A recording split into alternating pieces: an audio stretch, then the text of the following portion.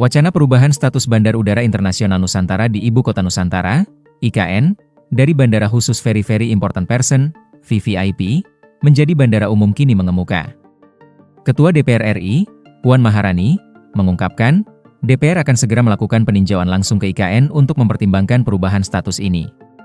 Rencananya pada waktu yang akan ditentukan, waktu yang terdekat, pimpinan DPR bersama anggota DPR yang terkait dengan IKN akan melakukan peninjauan untuk memutuskan apakah kemudian bandara tersebut layak untuk diganti statusnya dari hanya digunakan oleh VIP menjadi bandara umum, kata Puan setelah menghadiri rapat paripurna di Kompleks Parlemen, Senayan, Jakarta, Kamis, 24 Juli 2025. Diwartakan Antara, usulan perubahan status bandara ini ternyata datang langsung dari Kepala Otorita IKN, Basuki Hadi Mulyono.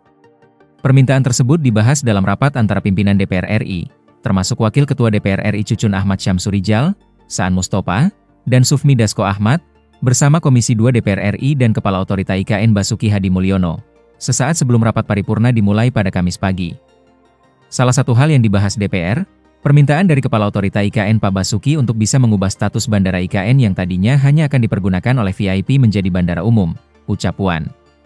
Perubahan status ini tentu akan memiliki implikasi besar, membuka akses bandara bagi masyarakat umum dan mempercepat mobilisasi ke IKN. Luas rumah di IKN juga jadi sorotan. Selain masalah bandara, rapat tersebut juga membahas ihwal luas rumah-rumah yang dibangun di IKN.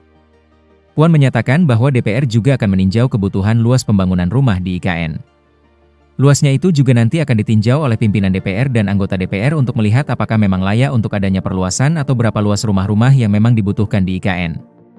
Setelah itu, kami akan memutuskan apakah akan kami setuju atau tidak, dan hal-hal lain yang memang dibutuhkan, tutur Puan.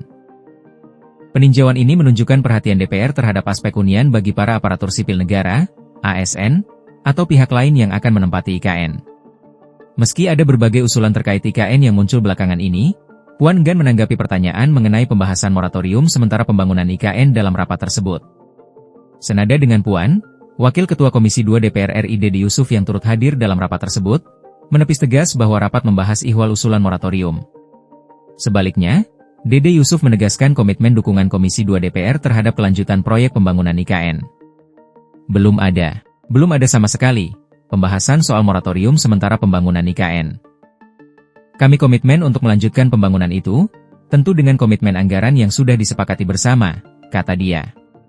Dengan demikian, agenda peninjauan DPR ke IKN dalam waktu dekat akan menjadi momentum penting untuk menentukan masa depan Bandar Udara Internasional Nusantara dan standar hunian di ibu kota baru, seiring dengan komitmen DPR untuk terus mendukung kelanjutan proyek IKN.